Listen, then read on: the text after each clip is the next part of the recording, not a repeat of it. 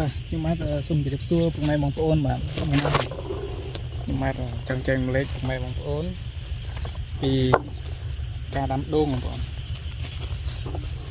ចែកម្លែកថ្ងៃនេះគឺចំណេះដឹងរបស់ខ្ញុំបាទចង់ចែកម្លែកគឺចម្ងាយបងចម្ងាយពីការដាំពីមួយទៅមួយបាទគឺយើងចន្លោះវាពីមួយទៅមួយយើងចន្លោះដែលល្អគឺយើងបាទចម្ងាយពី7ម៉ែត្របាទ7ម៉ែត្រទៅ8ម៉ែត្រល្អបងប្អូនហេតុអីបានយើងត្រូវដាំ7ម៉ែត្រទៅ8ម៉ែត្រគឺដោយសារនៅពេលដែលដូងធំវាធំអញ្ចឹងបើសិនយើងដាំគៀកអាស្លឹកនេះវាដល់គ្នាវាបាំងគ្នាអញ្ចឹងនៅក្នុងការស្រូបនៅជីជាតិឬកណ្ដោស្រូបកណ្ដៅថ្ងៃជីជាតិគឺវាស្រូបបានល្អទេអញ្ចឹងមកយើងត្រូវដាក់កម្រិតវារៀងឆ្ងាយដើម្បីវាទទួលបាននៅពន្លឺគ្រប់គ្រាន់កុំឲ្យវាគ្រប់គ្នាហើយសម្រាប់ដូងនេះដែរយើងវាត្រូវការទឹកគេច្រើនគេដាំដូងគេជីកគេកាយនៅកូនបន្លាយក៏ឆងរងបន្លាយដើម្បីឲ្យឬវាទទួលបាននៃសារជាតិទឹកហើយបើសិនជាយើងអត់កាយទេគឺយើងត្រូវការស្រោចទឹកវាព្រោះឯសត្វដូងនេះគឺវាត្រូវការទឹក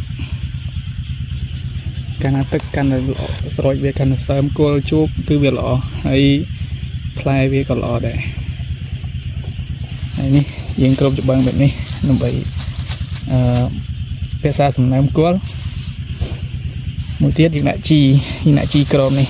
ជីក្រមជីធម្មជាតិយើងដូចជាអាចគោអាចជ្រូកយើងដាក់មកដើម្បីឲ្យវាល្អមកដូងនេះអាយុវាដល់បាន2ខែឃើញថាល្អវាឡើងល្អហើយបងប្អូនចឹងយើងនៅបន្តថែវាទៀតបាទថ្ងៃនេះខ្ញុំបាទមានចំណេះដឹងតែប៉ុណ្្នឹងទេបាទជួបគ្នានៅវីដេអូក្រោយបាទសូមជម្រាបលា